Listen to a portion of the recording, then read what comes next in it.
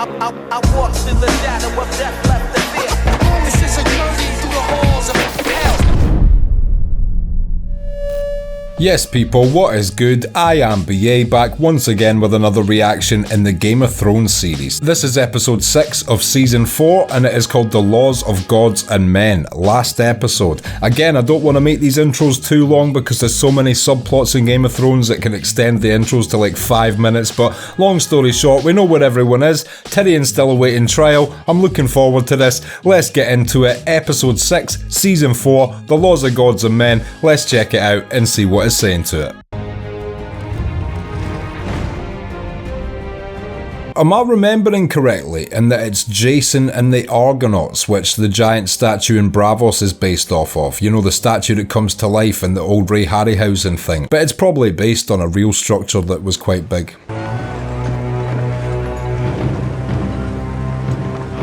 Stannis always has a look on his face like a farmer who is about to be forced to execute his prize cow.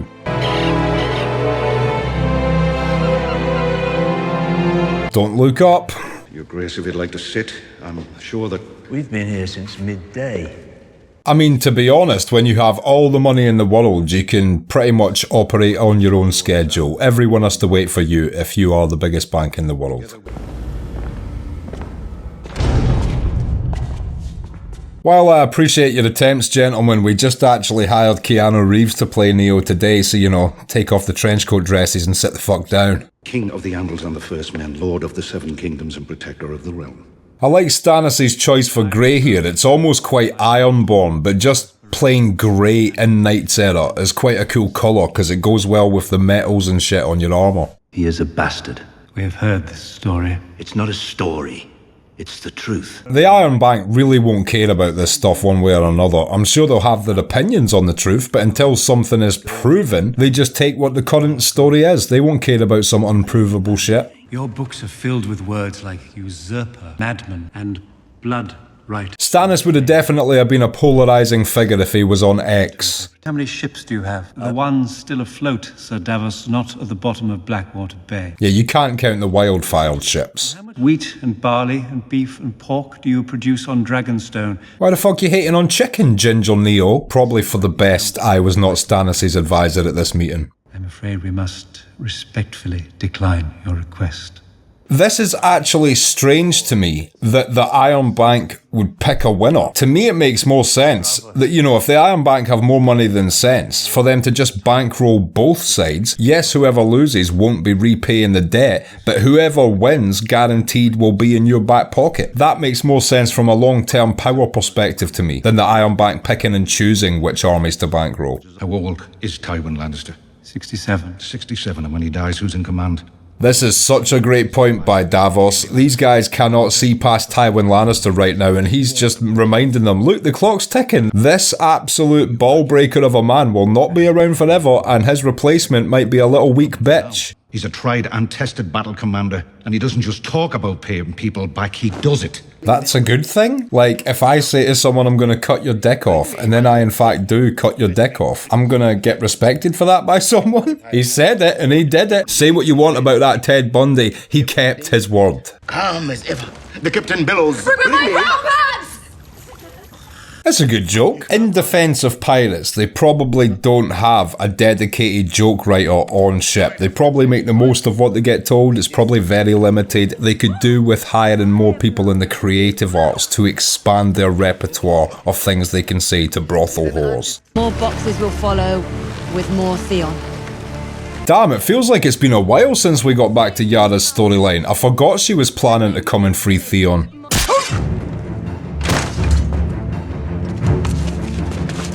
Think how ballsy this play actually is. It's just a small group of Ironborn storming the Dreadfort. And it's like a guarantee, if you get caught here, you're getting flayed. I'm here for Theon Greyjoy. Take me to the dungeons. He's not in the dungeons. Oh my god, so dehumanizing and horrible. That these dogs aren't in the house. It's me, Yara. You can't trick me. This is a heartbreaking scene. The fucking trauma he has been dealt to be staring in a rescue party's eyes and assume it's some kind of trick. But when you think about it, it actually happened exactly like this, except it was Ramsay tricking him. This is turning into a lovely evening. I hate when assholes are brave. Don't bravely charge towards them, Ramsay. That almost goes against your character later when you're shown to be quite cowardly in a one-on-one duel with Jon. What, so you're scared of Jon Snow but you'll charge towards 5 soldiers? Where the fuck's the logic there? And people will say, well yeah, that's because Season 7 doesn't care about the continuity and it became shit. I disagree. I think it was a shit choice to ever make Ramsay Bolton brave. Makes way more sense that he's a little bitch. How fast can you run? She had to retreat. She had to retreat. Theon was literally not moving and Ramsay was about to release about 8 attack hounds. I genuinely don't think there was any other way out of that. Yes, she could have fought, but they would have all died. I didn't want them to take me. I was so scared. I didn't want them. That's fucking horrible, man. Oh, that's so heartbreaking. Fucking hell, Theon. Shout outs to the actor Alfie Allen playing this role. It's a really hard role to get. Some actors just get layups when they can use their own accent and everything. This guy has to play an absolute traumatized human being. Destroyed mentally. Take them off. He's fucking sadistic smirk looking at his own handiwork, man. See, even here, he's not truly being nice to him because he showed loyalty. This is still part of his personal entertainment of having this human being literally acting like a pet to him. He's a sickening character. Seriously impressive how they trumped Joffrey in this show, but Ramsay Bolton definitely trumps the cruelty of Joffrey. Probably only because Joffrey never got the time. But yeah, still, it counts. But imagine the shit a 30-year-old Joffrey would have did. Oh, Jesus Christ. Do you love me, Reek? Yes, of course, my lord. That goddamn Stockholm Syndrome must be a motherfucker. Well, I hope you haven't cried wolf before, bro. And this is just yet another scene of random livestock being treated like absolute shit in this show. Seriously, we had a rabbit on fire getting stamped to death last season. This season, we've got a flaming sheep being flown through the air. Can't wait to next season when they just shoot a horse out of a cannon against a brick wall. I cannot bring back his goats. He has paid their value 3 times over. That's actually a dope business. If I was the goat herder, I'd be throwing my goats into the maws of the dragons and going, well, that's another 3 goats. By the end of the year, I've got like 999 goats from 1. Old C-3PO would be like, Daenerys, that local goat farmer needs another 666 goats due to dragon deaths. He drove round this morning in his entirely solid gold car to tell us. Mine is one of the oldest and proudest families in Meereen. Never good to start the conversation with a brag. My father spoke out against crucifying those children. That at least tells you that Daenerys didn't do the most thorough vetting before deciding who to nail up to the signposts. If there was people opposed to doing that, she should have definitely separated those 2 groups first. Proper burial in the Temple of the Graces. Meereenese are still nailed to those posts. He's not asking too much. Yes, you might have agreed with what these guys did when they were living, but they are just corpses rotting in the sun on the way to your city. Why not give them a proper burial, appease the people of the city, win them over a little bit? It's a win-win. Would you have begged me for their right to a proper burial? Your Grace, I cannot defend. Yeah, when you're 2 conflicting cultures trying to find peace, it's better not to question the actions of the culture you're trying to find peace with. It's better instead to ignore the differences and try desperately to find a middle ground you can finally shake hands on.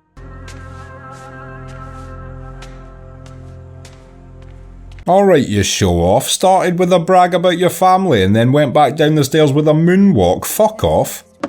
These meetings aren't always going to be this early, are they? Oberyn with that relatable dialogue. Tywin and I already determined that I shall be the master of ships, long before you.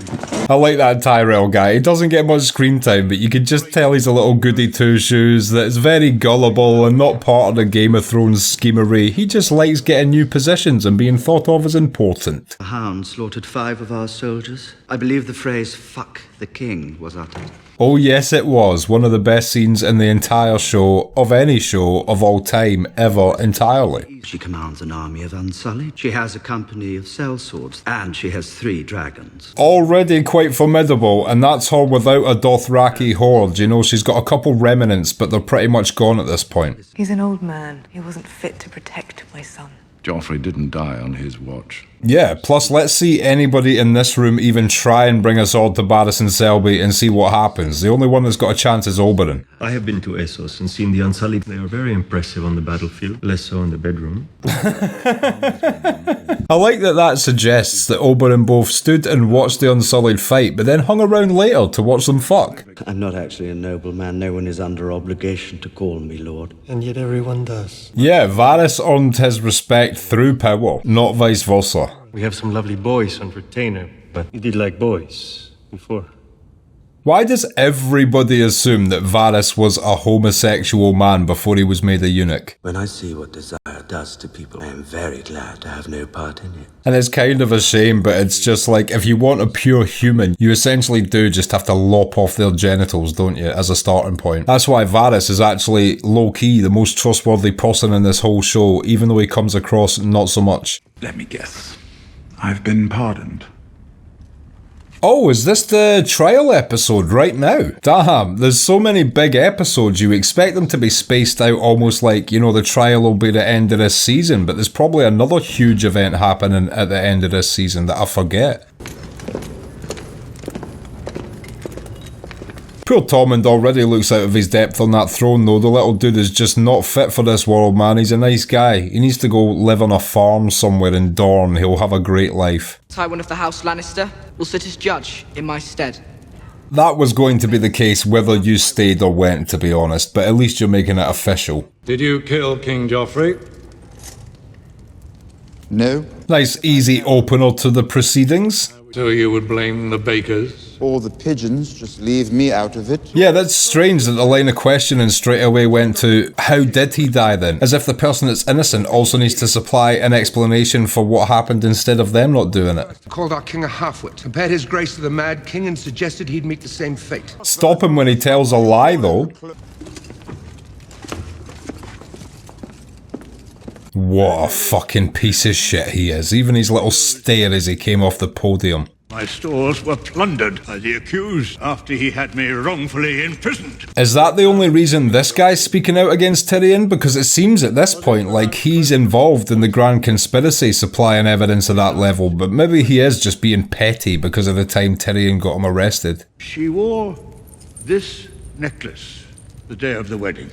That's either great detective work or definite inside information from Littlefinger. Used to strike down the most noble child ever put on this good earth. Calm the fuck down over there. Your joy will turn to ashes in your mouth, and you'll know the debt is paid. Cersei doesn't forget any sentence, does she? I'm sure he meant it at the time, but Tyrion isn't the vindictive type to stick to his word and mean that shit for years and years afterwards. In Cersei's mind though, it does, because she would be like that. Thank you, Your Grace, for the courage of your testimony. Yeah, she was so brave. Monsters are dangerous, and just now kings are dying like flies. Damn, Varys, you didn't need to memorise that shit verbatim, you snitch. Perhaps his marriage to Sansa Stark had made him more sympathetic to the Northern cause. This feels like unnecessary additional information considering Varys is actually a good guy. Have you forgotten, Lord Varys? I never forget a thing. And Varys is telling the truth. He is putting on this whole show at the trial while still planning to help Tyrion escape. So he's still being a good guy. I just feel like he could have said less. Always hated Tyrion. He killed his king. As did I.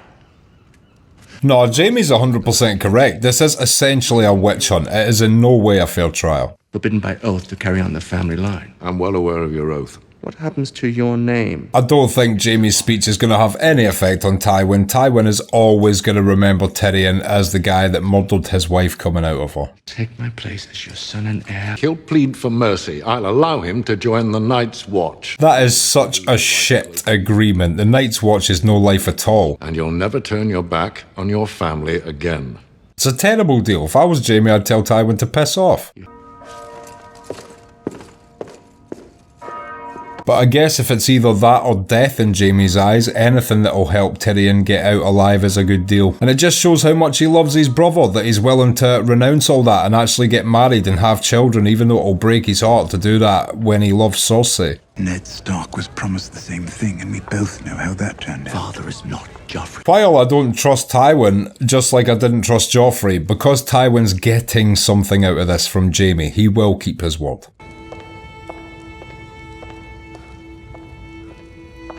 What a fucking traitor. What a traitor. This is such a treacherous scene. I have not been able to enjoy this actress's performance upon this rewatch because I knew it was leading to this moment, which I guess is one of the downsides of a rewatch, but also it brings an interesting side to it, getting to rewatch characters knowing their true intentions. He and Sansa planned together. Silence!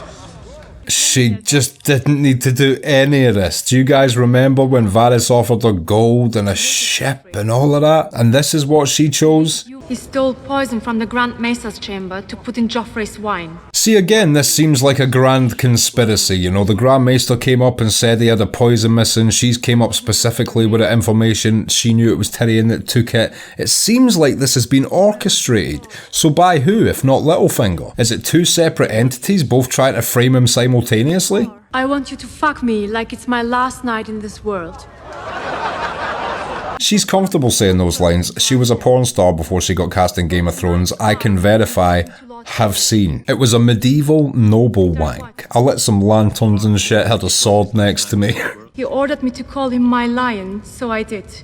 Even that line where she says she called him her lion, that comes back to me nothing because I swear she calls Tywin that. After that, all he wanted was her. What a petty bitch. He promised to kill King Joffrey for her. This is actually a well thought out bullshit story. I'm impressed. Whoever thought it up is a good bullshitter. I wish to confess.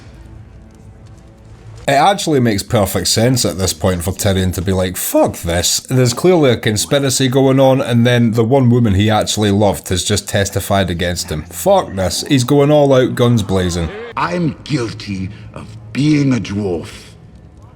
Out of context, it's almost a ridiculous line of dialogue to someone that's not prejudiced, but he's 100% right. He's been scrutinised for this shit since he was a kid. Every day of his life, people have looked down on him because he's a little person. I wish I had enough poison for the whole pack of you. Such great acting by Peter Dinklage in that speech as well. You can truly feel the fucking hatred. I demand a trial by combat.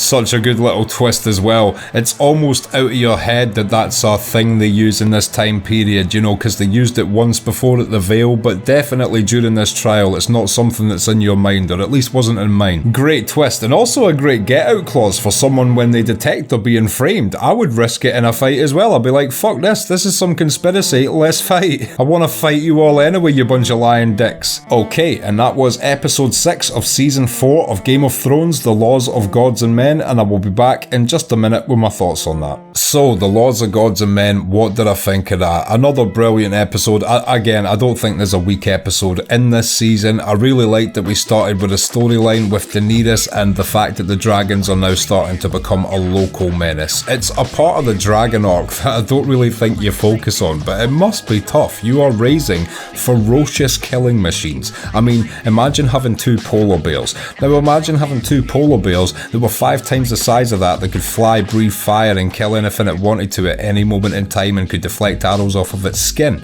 That's what she's dealing with. It must be tough as a parent. And yeah, it's one thing that they're starting to kill the local livestock, but I do believe they go on to kill small children and stuff like that as well. And what do? They need food, they're getting giant, they're going to eat a lot a day, they're going to be destroying the local farms if she doesn't figure out a way to stop that. And that other guy that entered the temple and explained that her father was the one that spoke out against crucifying those people and who was eventually crucified made me realise that even that act by Daenerys wasn't truly answering justice with justice. She was non-discriminate. There was clearly a small uprising of people within the slave owners even who were against it. She should have focused on them and allowed them to lead and let their families take over the city or something, but instead she just went in not asking questions and nailed them all up to boards. In retrospect, just another piece of evidence that she's a fucking ruthless bitch, and does it all under a veil of self-righteousness and birthright and destiny. And it's like, well, you just nailed a guy to a crucifix who was against slavery, so explain the morality in that act. Poor Yara, heartbreaking in a different way, you know, the torture of Theon is done. I don't even remember Ramsay doing another cruel act to Theon. At this point, it's just horrible because every scene you see him in, it's no longer Theon. Literally, he's been destroyed. We are watching the remnants of a man that used to be. And as brave as Yara and her crew were, I don't hate them for retreating when the dogs got released from the kennels either, because Theon definitely wasn't leaving and they were about to be killed, so they just made the smart choice to retreat. But yeah, this episode was mainly leading up to the trial, and I found it interesting in the rewatch just because I believe this to be an inside job between Littlefinger and Lady Olenna. I know that Cersei wants Tyrion to be found guilty. What I don't understand is, was it Littlefinger, Lady Olenna, or Cersei who is prompting the Grand Maester to talk about his poison being stolen and prompting Shae to corroborate the Grand Maester's story, thus definitely making it look like Tyrion was involved? How did that come about? Was that just independently a bunch of people trying to fuck him over?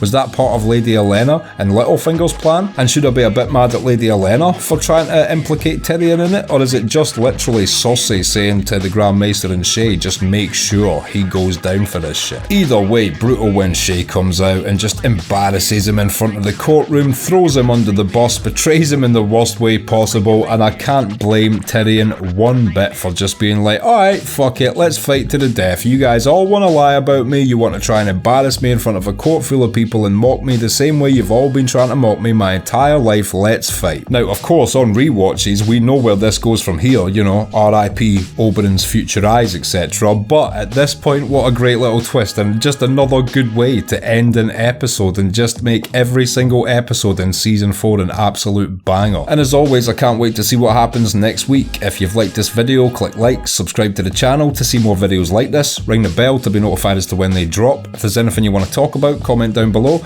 and share these videos around to anyone you think might appreciate them or want to watch these reactions along with us. My Patreon link is down in the description. If you become a patron, you get access to my blog, you get access to these reactions I put on YouTube a month and a half in advance, and you also get access to full-length versions of everything I react to. So consider becoming a patron, it helps me and my channel out so much, and until next time, I have been BA, peace.